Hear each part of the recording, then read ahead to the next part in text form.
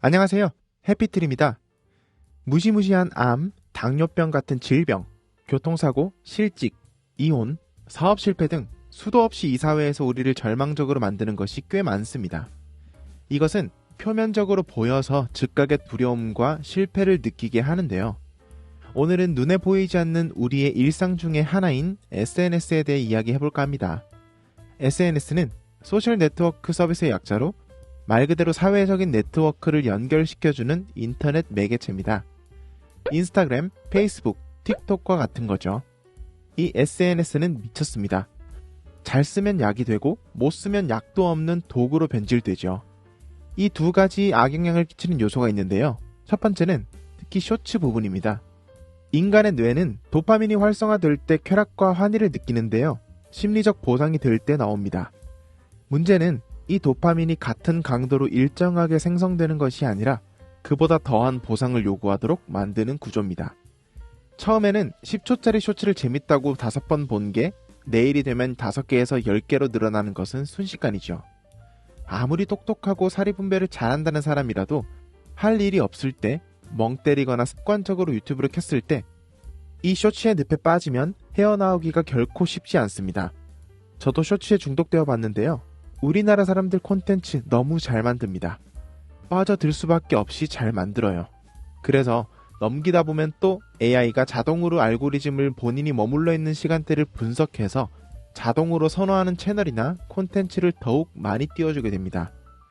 실제로 쇼츠 한번 볼까 하며 넘기다 2시간을 본 적도 있습니다. 저는 그때 많이 충격적이고 좌절감이 컸어요.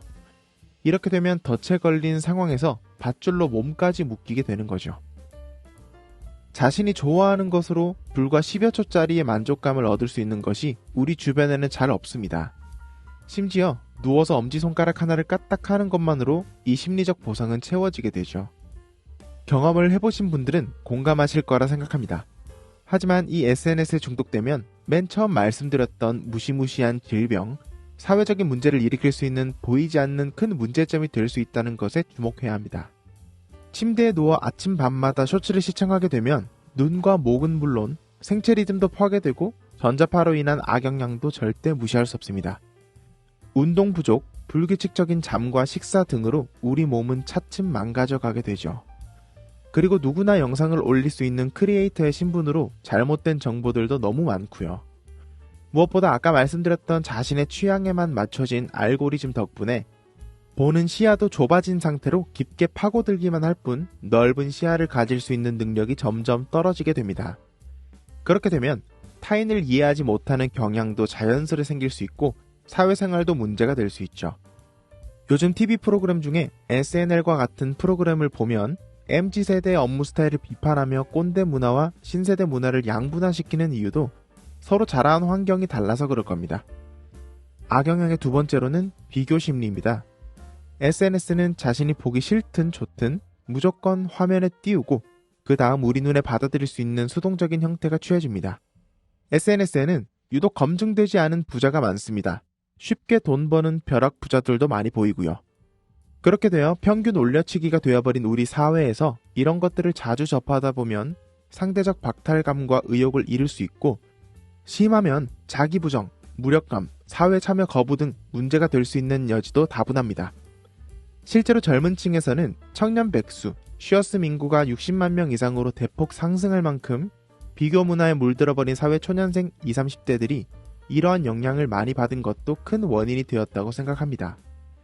미디어의 영향을 자신들이 조절할 수 있고 무시할 수 있으면서 삶의 영향을 받지 않을 수 있다고 다들 말합니다. 하지만 저는 그 의견에 동의하지 않습니다. 이미 미디어가 원하는 방향으로 이동한 다음 아주 작은 영역에서 자신이 조절하고 있다고 믿을 뿐이죠. 미디어는 인간을 파괴시키거나 동조, 선동시킬 수 있는 가장 강력한 수단이자 쉬운 방법이기 때문입니다. 많은 사람들이 그렇다고 하는데 아니라고 할 수 없는 인간의 군중심리 본능을 이용하기에 아주 적합하죠. 그래서 지쳐버린 뇌를 쉬어주기 위해 도파민 디톡스라고 하는 것도 유행되고 있듯이 반드시 SNS는 자신이 필요로 하는 목적을 가지지 않는 이상 멀리해야 합니다. 얻을 수 있는 득보다 잃는 실이 굉장히 많은 것 중 하나이기 때문입니다. 자신이 중독되었는지 간단한 테스트를 통해 자가 진단을 할 수 있습니다. 첫 번째, 목적은 없으나 휴대폰 화면을 자주 켠다. 두 번째, 메인 화면에 유튜브나 틱톡 등 소모성 콘텐츠를 바로 접근할 수 있는 어플이 바로 앞에 있다. 세 번째, 잠들기 전 습관적으로 쇼츠를 본다. 네 번째, 자투리 시간을 거의 휴대폰으로만 소비한다. 이 정도의 간단한 테스트에서 3가지 이상이 해당되신다면 반드시 쓸모없는 SNS들은 삭제하시길 바랍니다.